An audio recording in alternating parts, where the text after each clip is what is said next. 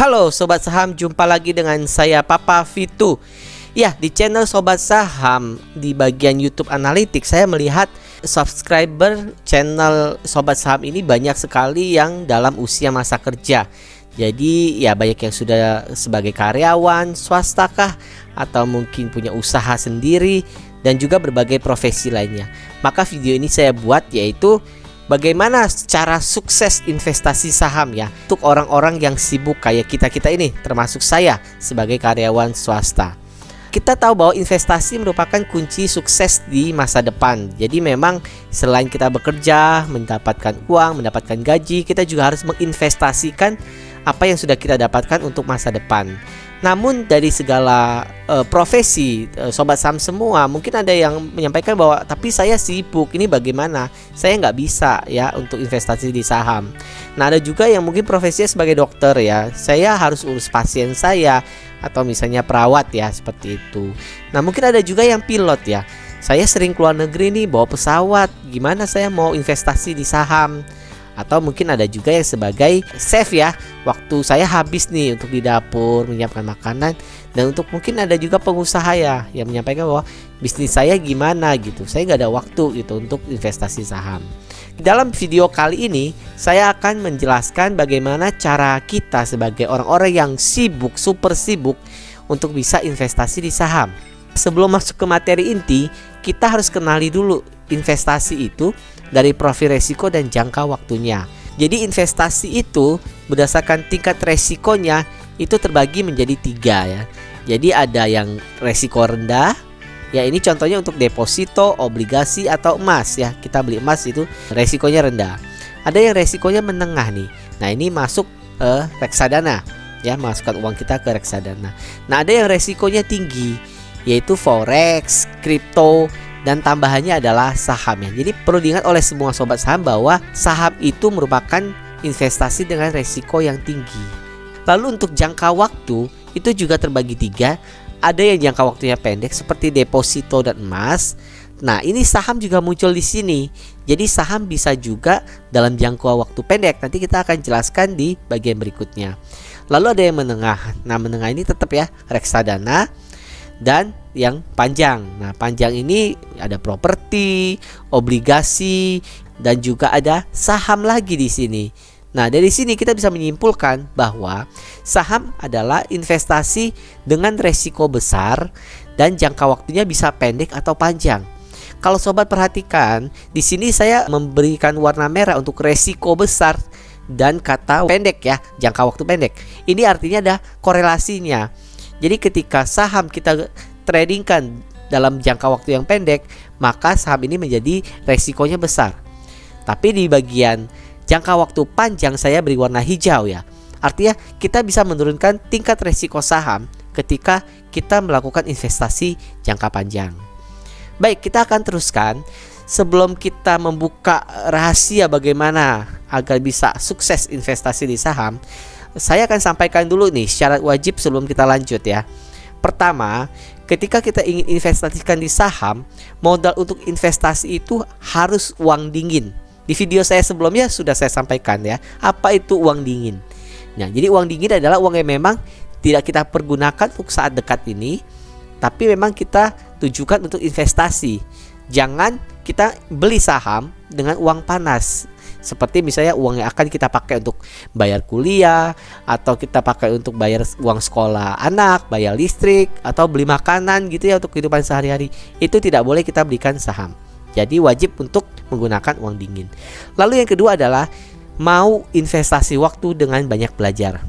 Karena kalau kita tidak belajar, kita langsung nyemplung di saham, saya jamin sobat saham pasti akan rugi. Nah, yang ketiga adalah tunggu dulu, subscribe channel Sobat Saham. Oh ya, ini salah nih ya, mohon maaf ya, bukan ini ya.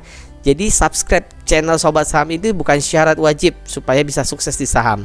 Yang ketiga ini adalah kita harus memiliki mindset yang benar tentang investasi saham. Mindset yang benar itu seperti apa? Bahwa kita memerlukan waktu supaya investasi saham kita berkembang, dan kita juga perlu usaha untuk belajar, menggarap informasi semakin banyak, dan meningkatkan kemampuan kita dalam investasi saham. Nah, tadi kan subscribe channel Sobat Saham. Kalau mau subscribe juga nggak apa-apa. Ya, ini channel sebagai sarana Sobat Saham untuk belajar tentang saham. Kita ke inti video hari ini. Cara untuk sukses investasi saham untuk orang sibuk itu bagaimana? Gitu. Jadi investasi saham itu tadi kita udah lihat ya. Ada yang jangka pendek, ya. Nah, ini bisa disebutkan sebagai trading harian. Ketika Sobat Saham trading setiap hari, jual beli saham, itu jangka pendek karena beli langsung jual di hari yang sama. Nah, untuk yang trading harian ini ya, saya bisa sampaikan bahwa jual beli sahamnya tiap hari ya tadi ya. Ini istilahnya biasanya kita bilangnya scalping ya, scalping atau nyopet gitu. Nah, ini high risk ya, resikonya besar, kemungkinan untuk kerugiannya itu besar kalau memang kita belum menguasai. Lalu juga high pressure, tekanannya besar. Ketika kita sudah masuk buy, ini deg-degannya itu beda gitu. Artinya psikologi kita harus kuat gitu. Yang terakhir, ini bukan cuma main Mobile Legends yang harus fast hand ya. Ketika kita trading harian saham, kita juga harus fast hand, cepat mengambil keputusan dan tangannya langsung klik nih buy. Lalu keputusan sell gitu. Harus cepat, pikiran sama tangannya harus cepat. Kalau tidak, kita akan termakan oleh fluktuasi market yang sangat besar. Nah, ini nggak bisa buat kita orang-orang sibuk. Mana mungkin kita sibuk, lalu kita ada kerjaan, lalu kita harus trading setiap hari gitu. Yang ada kita bisa diomelin bos, ya.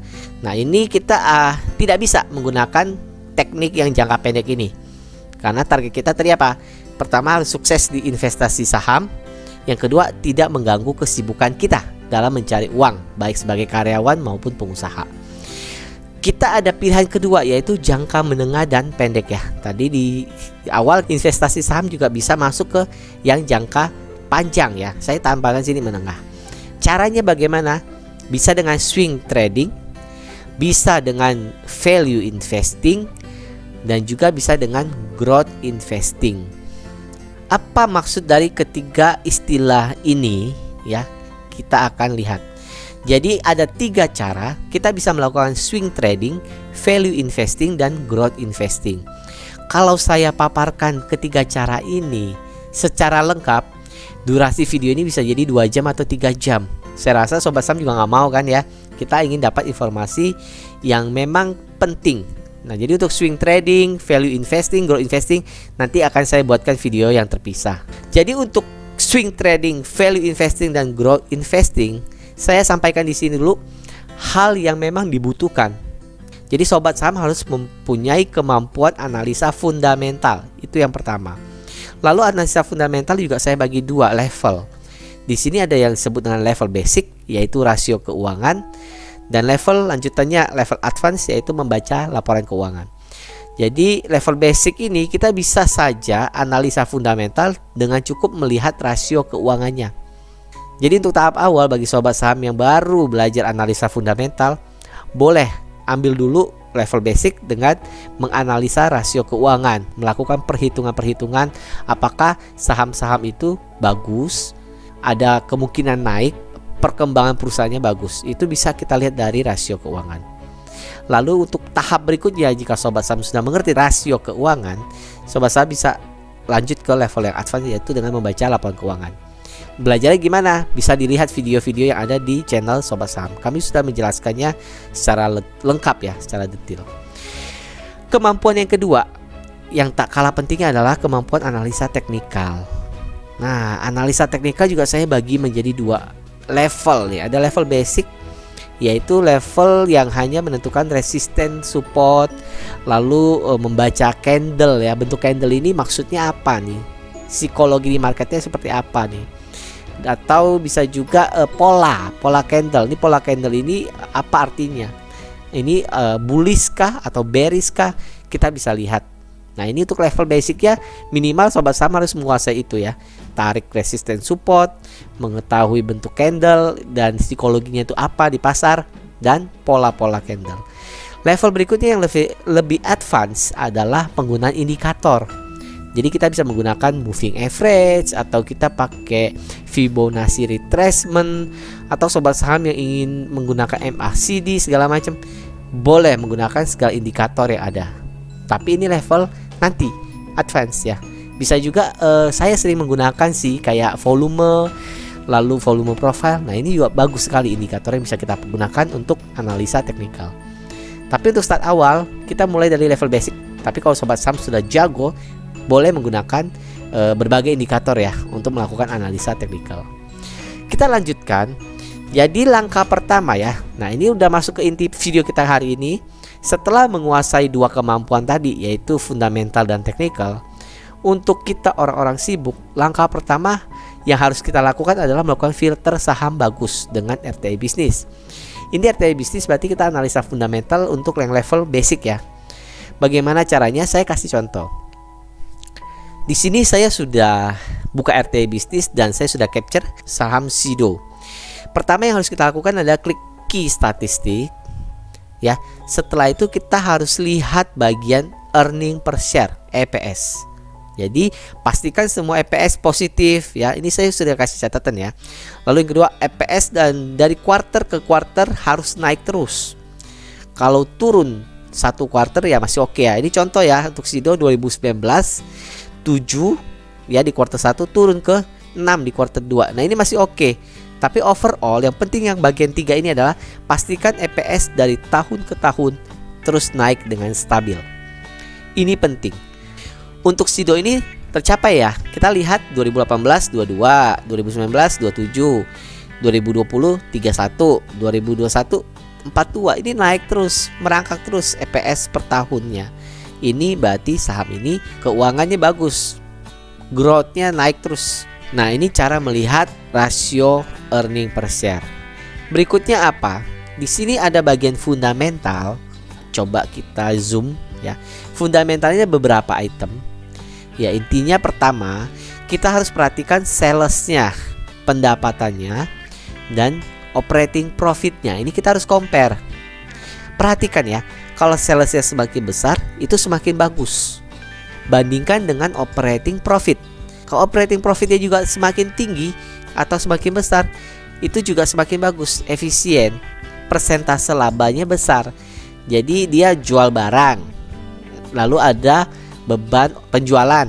Setelah dikurangi laba kotornya, dapat di operating profit itu 1,56 triliun. Ini bagus ya.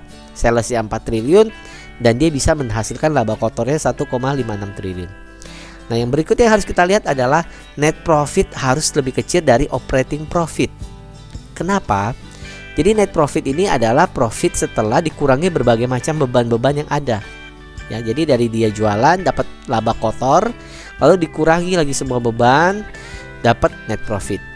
Kalau net profit lebih besar dari operating profit, artinya ada pendapatan lain-lain. Nah, ini biasanya tidak mencerminkan perusahaan itu yang sebenarnya EPS-nya gede, tapi bukan dari operasionalnya. Itu tidak baik. Ya, bisa jadi karena dia jual aset, atau dia dapat keuntungan kurs, atau bahkan ada yang aneh itu penghapusan hutang pun bisa dihitung sebagai laba. Itu aneh sih. Nah, ini kita harus hati-hati ketika net profit lebih besar dari operating profit. Berikutnya harus kita lihat adalah cash flow-nya harus positif. Semakin besar semakin bagus. Cash flow ini adalah uang yang dia dapat, uang cash yang dia dapat dari usahanya. Kalau minus artinya dia nggak dapat uang walaupun penjualannya banyak gitu. Bisa jadi banyak orang yang hutang gitu. Nah, itu kurang bagus. Jadi cash flow harus positif, semakin besar semakin bagus. Liability dan equity-nya kita harus bandingkan juga. Liability merupakan kewajibannya ya, harus lebih kecil dari equity-nya modalnya. Itu artinya dia punya modal lebih besar nih daripada utang-utangnya ke pihak lain. Ini untuk langkah pertama. Kita harus filter saham bagus dengan RTI bisnis. Kita harus lihat indikator-indikator atau rasio-rasio keuangan ini. Sudah, kita dapat sahamnya apa? Baru kita lanjut ke langkah kedua. Kita lakukan analisa teknikal untuk beli dan jual. Bagaimana caranya? Masih ingat chart ini? Ini ada di video kami ya, tentang cara kerja bandar ya. Ada tahap akumulasi, lalu markup, dan distribusi. Kapan kita harus beli? Di sini. Jadi kita masuk market saat harga sedang dilakukan markup. Bagaimana caranya? Nah, kita akan lihat contoh Sido tadi. Ini chart Sido ya. Sudah saya capture. Jadi pertama kita harus apa tadi? Basicnya kita harus tarik resisten dan support ya. Di sini saya tarik resistennya. Kalau di sini kelihatan kenapa saya tarik di sini, karena ini ya. Ada resisten ini ada resisten kuat nih. Jadi banyak harga saham yang mantul di garis ini. Nah, setelah kita tarik resisten, kita tunggu. Nah, tunggunya gimana? Jadi ketika kita sudah berhasil tarik resisten ya, ketika dia break resisten, ya ini ya ada candle yang dia break resisten di sini. Kita tunggu. Timingnya belum buy. Tapi ada juga yang berani spekulasi buy on breakout. Itu boleh buy. Tapi kalau saya tidak. Saya akan tunggu dia buat dulu higher low-nya di sini. Dia, kini lihat ya, dia kembali kayak menyentuh resistennya lagi tapi mental lagi nih, gitu. Nah, ini kalau udah naik break berarti ini jadi support ya, sobat saham semua. Kita bisa buy di higher low-nya. Jadi jangan break, kita kejar harga. Yang ada nanti turun lagi kita harus cut loss. Lalu kita sell di higher high-nya gitu. Nah, ini kelihatan ya, higher high-nya kita sell di puncaknya. Lalu kita buy lagi di higher low-nya, kita sell di higher high. Ini bisa kita gunakan untuk swing trading ya, untuk swing trading. Gampang nggak ya? Nggak gampang ya sobat saham. Ini saya gampang nentuin karena udah jadi chartnya. Kita belum tahu nih. Jadi chart berikutnya akan buat higher high atau higher low, atau bahkan dia akan turun gitu. Jadi teknik menentukan higher high dan higher low itu sulit ya. Tapi kita bisa lakukan dengan melihat history chartnya. Biasanya itu higher high atau higher low itu ada support atau resisten di situ. Kita lihat di chart sebelum-sebelumnya, di tahun-tahun sebelumnya, di waktu-waktu sebelumnya. Nah, cara kedua kita bisa menggunakan teknik Fibonacci retracement. Saya nggak akan jelaskan bagaimana caranya. Bagi sobat saham yang penasaran bisa lihat di video kami PSP ya, prediksi saham pilihan. Di situ kami sering menggunakan Fibonacci retracement untuk menentukan next targetnya di berapa. Lalu masuk dan keluar market dengan auto buy dan auto sell, dan manfaatkan trailing stop. Kenapa saya sampaikan ini? Kan kita orang sibuk. Ketika jam market saya lagi kerja, lagi meeting sama bos, lagi meeting dengan member, atau misalnya bapak ibu yang punya usaha sedang menjalankan usahanya. Kita nggak mungkin ngamati market kapan kita harus beli, kapan kita harus jual. Tapi kita analisa, lalu kita pasang auto buy auto sell. Di malam harinya pun bisa. Saya menggunakan salah satu aplikasi sekuritas yang memang bisa kita pasang auto buy dan auto sell. Dan saya rasa semua sekuritas rata-rata sudah bisa aplikasinya menggunakan auto buy dan auto sell. Kita lakukan itu. Nah, ini bisa dilihat di prediksi saham pilihan kami ya. Video yang kami upload tiap minggu. Setiap tutup market di hari Jumat, kami analisa. Dan biasanya video ini kami upload di hari Sabtu pagi. Sobat saham bisa belajar banyak terkait teknikal ya di video prediksi saham pilihan. Baik, kita di bagian terakhir ini ya. Jadi sukses investasi saham untuk orang sibuk rasanya nggak mustahil sih, bisa dilakukan. Asal sobat saham mengikuti semua cara-cara yang sudah saya sampaikan tadi. Ini swing trading itu apa? Swing trading itu adalah trading dengan jangka waktu menengah. Hitungannya ya bisa beberapa hari atau beberapa minggu. Misalnya kita beli hari ini, mungkin 10 hari kemudian kita jual, atau 2-3 minggu kita jual. Ya seperti itu. Nah, kelemahan swing trading adalah sobat saham harus melakukan analisa setiap malam atau di setiap weekend. Jadi harus rajin melihat chart, melihat laporan keuangan, atau melihat rasio keuangan lah minimal. Yang kedua ada value investing ya. Value investing ini ya jangka waktunya lebih panjang. Hitungannya bisa beberapa bulan atau beberapa tahun. Ini sering saya gunakan. Jadi saya beli saham 3 bulan, 4 bulan, 5 bulan, 6 bulan, setahun baru saya jual. Itu bisa seperti itu, namanya value investing. Caranya saya akan mencari saham-saham yang salah harga, jualnya kemurahan sama market. Dari laporan keuangan kita udah analisa, wah ini saham salah harga nih, murah banget. Nah itu value investing. Biasanya kalau beli keuntungannya bisa berlipat-lipat. Kelebihan lagi dari value investing adalah kita cukup analisa setiap quarter saat laporan keuangan keluar. Kita tidak perlu diperhatikan market tiap hari, tiap minggu, tiap bulan, itu gak perlu. Jadi ketika LK keluar, kita lihat laporan keuangan bagus, kita beli lagi. Average jelek, kita langsung jual. Take profit, kita move lagi, pindah ke saham lain yang bagus. Itu value investing. Dan yang terakhir ada growth investing. Ini sebenarnya mirip-mirip juga dengan value ya. Bedanya kalau growth investing itu dia nggak mencari harga saham yang murah. Jadi harga saham itu mahal pun nggak apa-apa. Yang penting dia terus berkembang usahanya. Nah contoh kayak tadi ya, saham Sido ini termasuk growth investing gitu. Dihitung setelah valuasi nggak terlalu murah-murah banget, udah mahal gitu. Tapi dia terus berkembang, sahamnya naik terus, nggak peduli gitu loh, walaupun dia sudah mahal. Nah ini biasanya jangka waktu panjang, bisa bertahun-tahun bahkan. Lalu hitungannya ya beberapa bulan ya beberapa tahun tadi ya, jangka panjang. Lalu analisa setiap quarter saat LK keluar juga nih, sama dengan value investing. Bedanya cuma tadi ya, dia tidak menilai murah mahalnya suatu saham dari value-nya. Saham-saham bank juga masuk ke growth investing. Baik, itu saja video kita kali ini. Dan quote saya yang terakhir seperti biasa, learning is the only way to grow. Kalau kita ingin sukses, kita harus belajar. Tidak ada yang instan di dunia ini, hanya kopi dan mie instan kayaknya ya. Kalau kita mau sukses di saham, tetap kita harus belajar. Terima kasih sudah menonton video ini. Sampai jumpa lagi di video kami selanjutnya.